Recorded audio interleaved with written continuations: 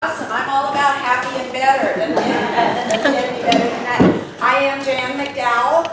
I want to start out by introducing myself a little bit to you, saying that if you'll look at my push cards, which I should be passing around here, the top two things that I think are just paramount right this minute for a member of Congress are to save our democracy and to save our planet.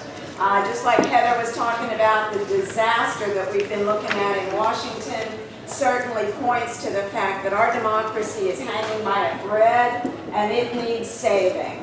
Our planet likewise. If we lose either one of those battles, none of those other policies, I mean, if you look on the back of the card, it talks about health care and gun sense and women's rights and Medicare and Medicaid, all the things that are important. But if we lose our democracy or our planet, then everything else is kind of a moot point. So the other thing I want to fill in here is a brief history of the District 24 race. For those of you who might not know, starting from 2014, a Democrat ran in this district, and he said that he wanted there to be a name on the ballot. He was upfront about the fact that he really wasn't able or planning to run a campaign, but he didn't want there to just be unopposed, so he got his name on the ballot.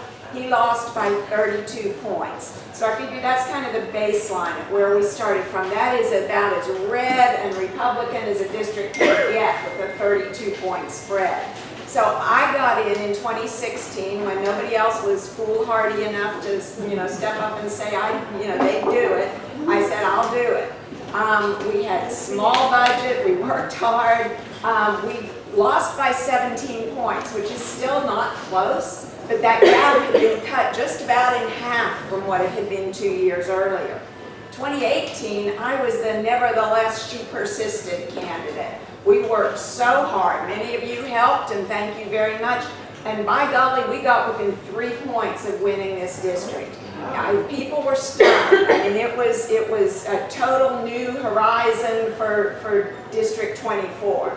Now, the big difference in 2020 is that people believe that this district can be won by a Democrat, and that makes all the difference. You can have your hope and you're happy and you're better, but if you're thinking, we're going to lose, it's not going to happen. If you're thinking, we're going to do it, we're going to win, this is going to happen, then it happens. And so we're ready, we're on the ground running, would love to have your help with that. I would tell you 3 reasons why, of the 6 people running for the Democratic nomination, why me? Number 1 is because I'm the one who got us within 3 points. We're here, people believe it. I have the name recognition all around the district. I run into people all the time who know me. They, oh, you're Jan McDowell, I remember you, or I'll call somebody I don't know and hear, yeah, I still have your yard sign in my garage. Is it time to put it out again? So that kind of thing is just great. It's momentum, it's what it takes to win the district.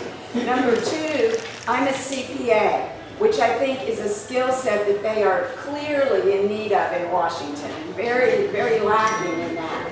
Looking at budgets, looking at tax and economic policies that work to try to shrink the income and wealth inequality gap.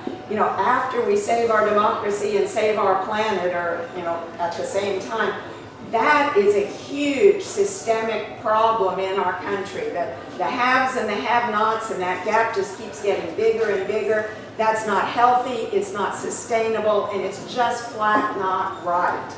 So I have ideas of how we can start to shrink that, and I think some of my CPA background will, weigh in on those kinds of things. Number 3 is I am the candidate who shows up.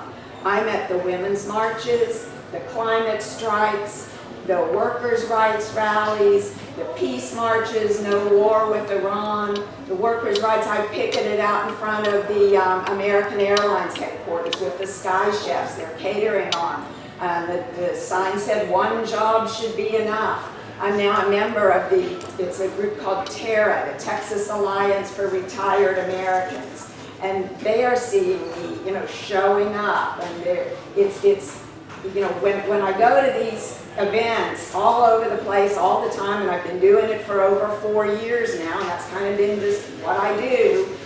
There's one candidate for a state house seat that doesn't overlap with District 24 at all. It's probably nobody you've ever heard of. But he and I see each other at all these events and go, here we are again, it's just us. You know, there are no other candidates for anything at all these events. And to me, to be a representative, that's part of what it means to be a representative, to be there to see people